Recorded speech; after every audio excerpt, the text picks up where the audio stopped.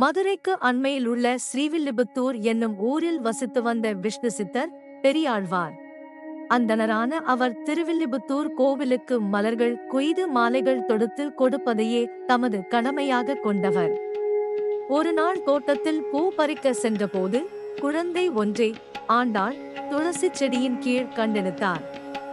ஆயர்குல பெருமை அறிந்த பெரியாழ்வார் அக்குழந்தைக்கு இட்ட பெயர் கோதை. இளம் வயதிலேயே கண்ணன் மீது மிகுந்த பக்தி உணர்வு கொண்டவராயும் தமிழில் நல்ல திறமை கொண்டவராகவும் இருந்தார்.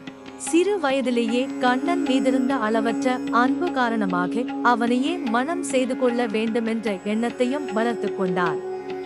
தன்னை கண்ணனின் மணப்பெண்ணாக நினைத்து பாவனை செய்து வந்தார்.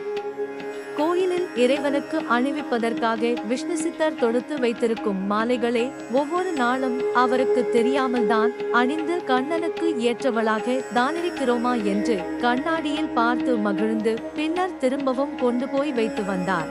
இதனால் கோதை சூடிய மாலைகளே இறைவனுக்கும் சூடப்பட்டன.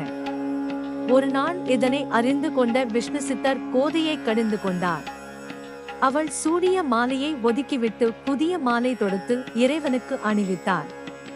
அன்றிரவு இறைவன் அவரது கனவில் தோன்றி கோதை சூடிய மாலைகளே தனக்கு உகந்தவை எனவும் அவற்றையே தனக்கு சூட வேண்டுமென்றும் கேட்டுக்கொண்டார்.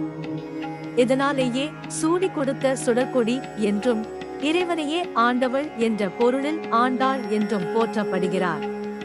கோதை மன வயதடைந்த பின்னர் அவளுக்காக செய்யப்பட்ட திருமண ஏற்பாடுகளை மறுத்து திருவரங்கம் ஸ்ரீரங்கம் கோயிலில் உள்ள இறைவனையே மணப்பதென்று பிடிவாதமாக இருந்தார். என்ன செய்வதென்று அறியாது கவலையுடனிருந்த விஷ்ணு சித்தருடைய கனவில் தோன்றிய இறைவன் கோதையை மணப்பெண்ணாக அலங்கரித்து திருவரங்கம் கோயிலுக்கு அழைத்து வருமாறு பணித்தார். குறித்த நாளன்று கோயிலுக்கு அழைத்து செல்லப்பட்ட கோதை கருவறைக்குள் சென்று இறைவனுடன் கலந்துவிட்டார்.